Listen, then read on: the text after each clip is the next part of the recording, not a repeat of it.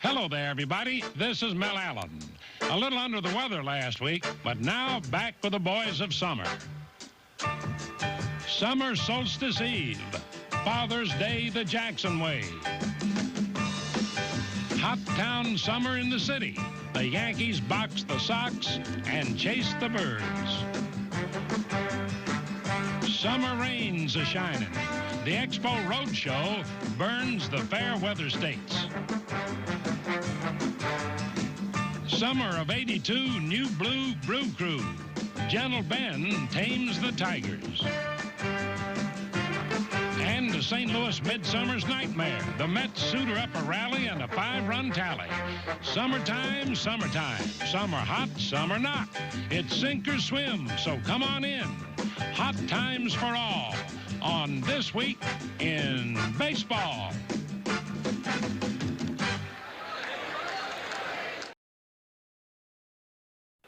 American League East. With the New York Yankees toddling behind 5 other teams, a classic rivalry founded in great matchups from days past came roaring back to the Bronx. The rivalry between the Red Sox and the Yankees is as big now as it ever was, and the Yankees are going to do it all the way #1 this year. This is like one of the best rivalries in baseball right here. When you come to a Red Sox game, you see more than a ball game. You see tradition and the electricity of it all. When Boston's in first place, we know the Yankees are coming back. Yeah. It's a lot different when you get the Toronto Blue Jays in here and then you get the Boston Red Sox in here. Anytime the Yankees and Red Sox play, it's a big rival. It's the fans make it that way. The media makes it that way. It's the way it's always been. It's always exciting, and anytime that the two get together, it gives you a little bit extra adrenaline. I think with the tradition behind it that, you know, it's a really big series for us anytime we play New York. From the tradition of the past, the Red Sox and the Yankees, the playoffs a few years ago, and now Boston's in first place, and we're trying to catch them, and there's no question about it. It's a big rivalry. A lot of people wouldn't think that the Boston-New York series is still as strong as it was, but I think it is. I worry about the Yankees. They're too far back. How far back? Well, 10 games behind the Red Sox to be exact, when the two clubs got it going for the first time this season at Yankee Stadium. A big 3-game series and a chance for the Bronx Mini Bombers to show their stripes after taking a serious licking on the road from both the Red Sox and the Orioles. Right away, manager Gene Michael discovered signs of a turnaround, especially from his Cincinnati connection. Dave Collins sparked a New York victory in the opener with his first homer and some daring base running. After getting mixed up and down and in and out of the lineup, the big series was the straw that stirred the Collins.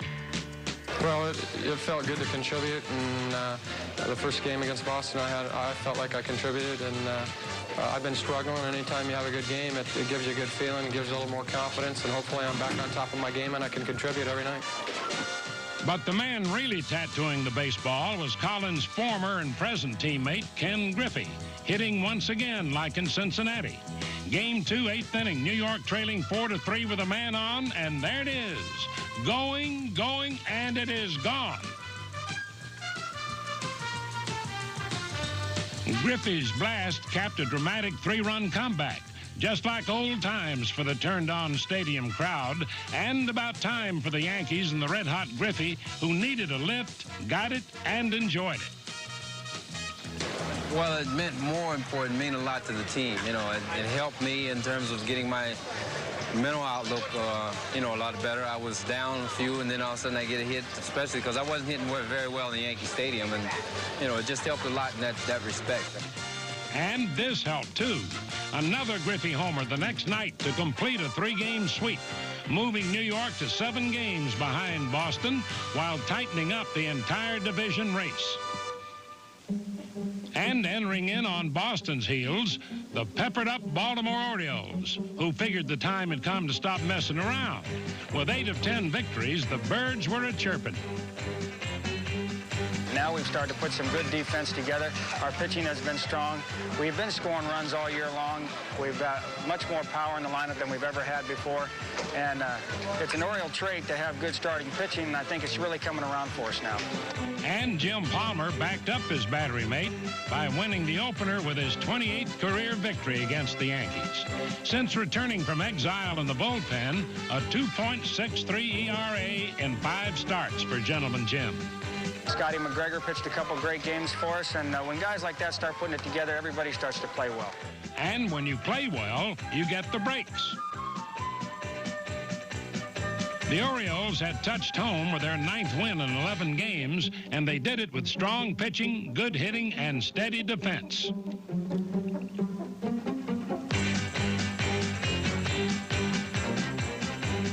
In the second game, the Orioles tried to add more gravity to the Yankee drift, but with less success. In a nip-and-tuck marathon lasting 4 hours and 26 minutes, the two clubs checked each other step for step.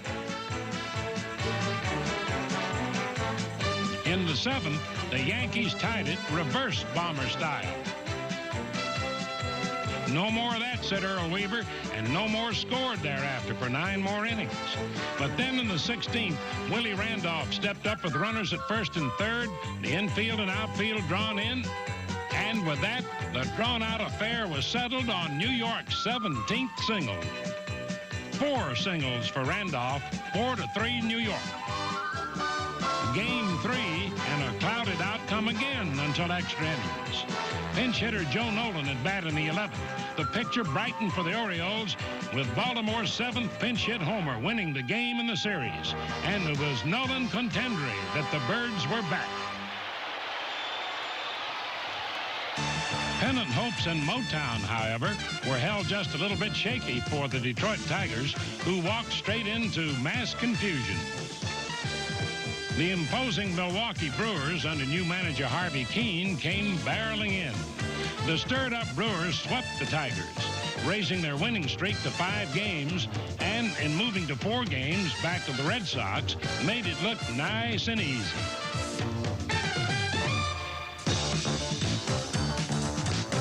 Seven straight Tiger losses. So why indeed, Sparky? Well, for one, Paul Molitor and mates were on one of their typical power binges, whether long ball or just long enough ball.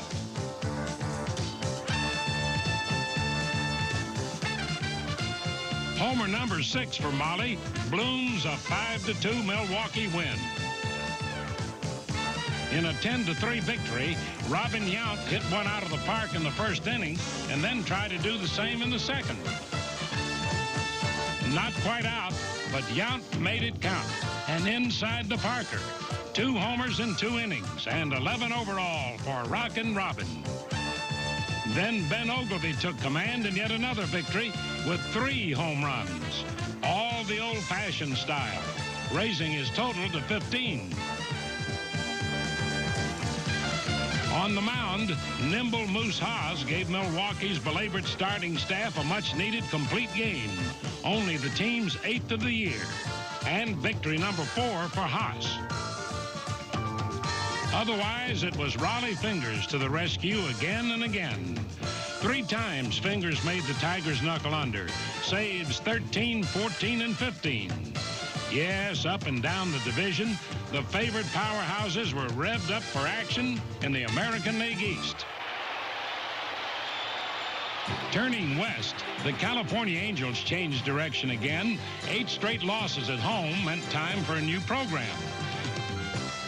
Batmaster Rod Carew extended his hitting streak to 25 games, the longest streak of the year in the majors, and the longest ever for Carew and the Angels.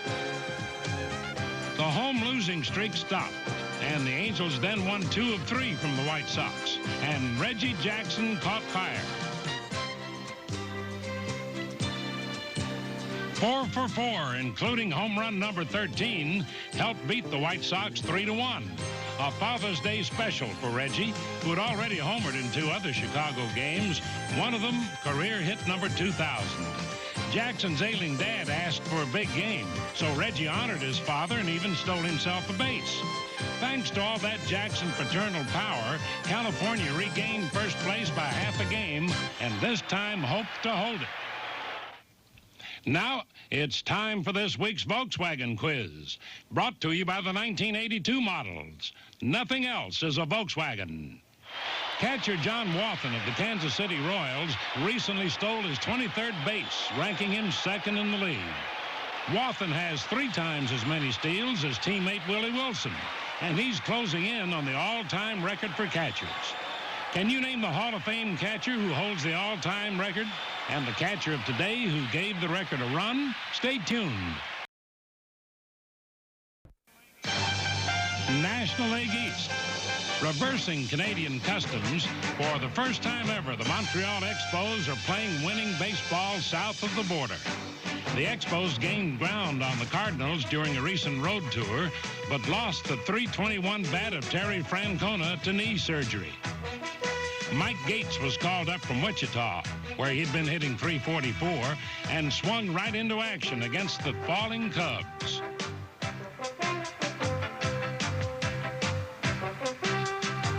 Bringing up the rookie second baseman opened the gates for Tim Raines to return to left field, where Francona had been playing before being hurt.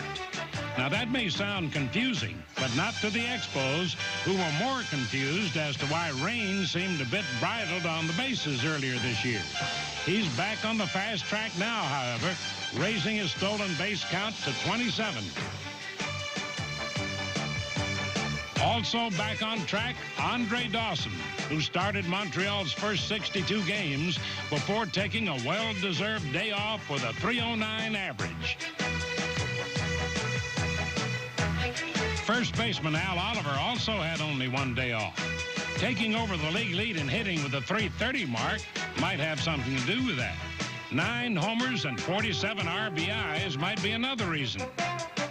Montreal did little to lower the Cubs' ERA at Wrigley Field, as Iron Man Gary Carter busted loose with 7 hits in 2 games. The Expos won 5 straight and moved to within 1 game of first place in St. Louis. And though all have equal rights to offense at Wrigley, Steve Rogers still spun a 4-0 shutout to lower his ERA to a league-leading 1.88. Seems like Les Expos are right at home playing the American pastime on the road. And in St. Louis, the holes in the Iron Arch of Triumph got exposed somewhat as the Cardinals had their first-place bulge reduced, while the New York Mets fattened up a bit by winning 3 of 4. Though Whitey Herzog managed to keep his jaws in shape, injuries had the Redbirds somewhat out of shape. Switch hitter Wally Backman got his first hit from the right side and through the right side, a game winner. George Foster also alive at 5 and another Mets triumph. 5 hits and 5 times at bat, that is, including his 8th homer. And speaking of 5s and 8s, the Mets won that game 8-5. And in the same contest, Dave Kingman blasted his 17th home run while driving in 4 to up his RBIs to 46. This marked the first time that both Kingman and Foster homered in a Mets victory. How about that? And how about this? John Stearns, batting in the 10th against relief ace Bruce Sutter, rattles the Redbird rail.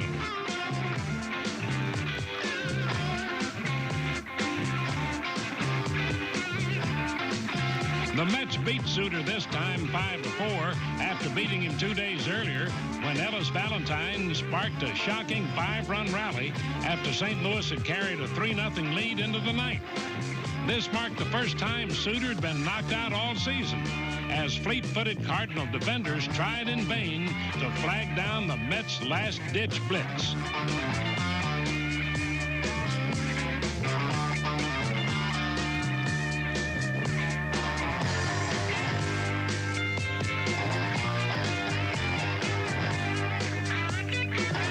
And if you find that a little odd, starter Mike Scott stood in for New York's ailing relief ace Neil Allen and put the Cards to bed with his first 2 saves and a victory. As the season turned in the West, the Los Angeles Dodgers took a turn for the best. While former L.A. skipper Walt Alston looked on in Cincinnati, young Dodgers like Pedro Guerrero of the Tom Lasorda generation put on a show of strength against the Reds. Home run number 12 for Comanchero Guerrero, and it produced a 2-1 Dodger victory, his 8th game-winning RBI. And rookie second sacker Steve Sachs kept tooting his horn on the hit parade, increasing his league-leading base hits to 83. Still, the Dodgers offered their old boss signs that some things haven't changed since the Alston era, namely winning with pitching and running. Los Angeles ran its win streak to 6 by stealing 3 of 4 in Cincinnati, while racing back into contention 6.5 games off the pace of first-place Atlanta. The once mighty Red Machine was hijacked and handcuffed by uncompromising Dodger hurlers. Jerry Royce beat Tom Seaver for his 8th win, the 7th victory in his last 8 decisions against Cincinnati.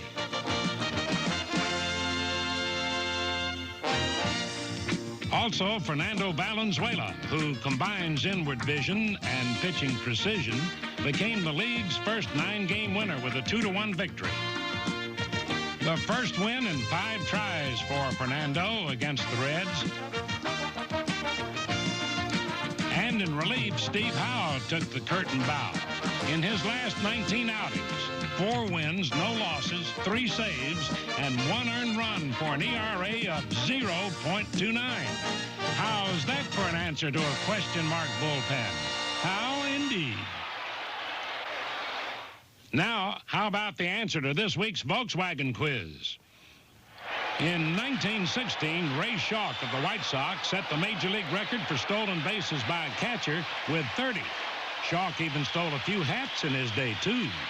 62 years later, John Stearns of the Mets stole 25 bases in 1978.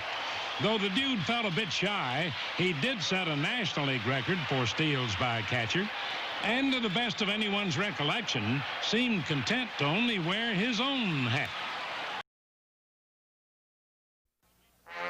Ah, sweet bird of youth, where to does it fly? Uh-huh. Hey, keep your eye on the base runner now. Don't any of you young'uns know the score? Like, who's on first? Well, if you think it's hard trying to get kids to heed the ball game, just try getting them to keep their attention on the camera while some grown-up leads them into a commercial. Ken Singleton did in these outtakes with his sons. Here we go. I'm Ken Singleton. Catch Johnny Bench to Chicken and Major League guest stars like me every Saturday on the Baseball Bunch, right here on Channel 2. We do. That's one of you. You gonna say we do, Jess? I want my hat down. Well, they gotta be able to see your face. Don't you want Grandma to see you? Right here on Channel 2. We do. We do. Right here on Channel 2. We do. We do. Come on, look up. Is it one more time? Yeah. Right here on Channel 2. You guys gonna say it? I'm Matthew. I'm Justin. Wait, let's try it again. Matthew, let Justin go first. Justin goes first. Okay. I'm Justin, and I'm Matthew. No, Matthew, you can't do that. Are you really? Every kid who shows up in a Baseball Bunch T-shirt like this one gets to march with me in the parade. Hey, Pop, we're all sure to be up for that. A parade, huh? Well, older kids will do anything to catch the camera's eye, such as catch the ball. Presenting Major League Outtakes. First take, Jason Thompson, Pittsburgh Pirates. Second take, Andre Robertson, New York Yankees. Short take, Ron Gardenhire, New York Mets. Third take, Ken Oberkfell, St. Louis Cardinals. Some center takes, Lonnie Smith of the Cardinals.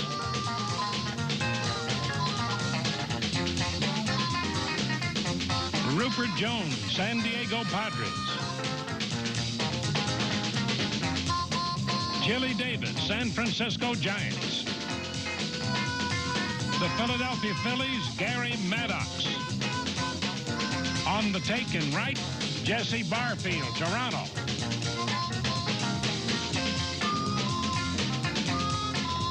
The Chicago Cubs, Jay Johnstone.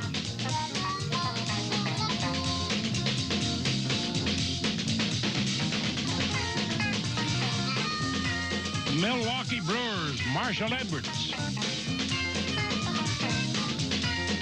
Final takes, Julio Cruz, Seattle Mariners. Doug Flynn, Texas Rangers. Manny Castillo, Seattle again. And from the Mariners, one more time, take it away, Mike Stanton. That's a wrap, gentlemen, and deserves a print. And still wrapping out the hits, Pete Rose, now the #2 man on the all-time hit list by passing Henry Aaron's 3,771. Only Ty Cobb has more, 4,191. Finally, Milwaukee's Ben Ogle, recipient of this week's Gillette Special. Against the Tigers, the former Tiger was ferocious. In one game, Ogleby smashed home runs in his first 2 at-bats, and the Tigers must have known something was a brewing, because in 1979, he did this to them. 3 home runs in 1 ball game for the fellow known to Milwaukee folk as Gentle Ben, but unbearable Ben to Detroit folk.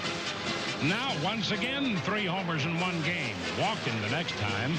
Congratulations, Ben. And folks, see you next week on This Week in Baseball.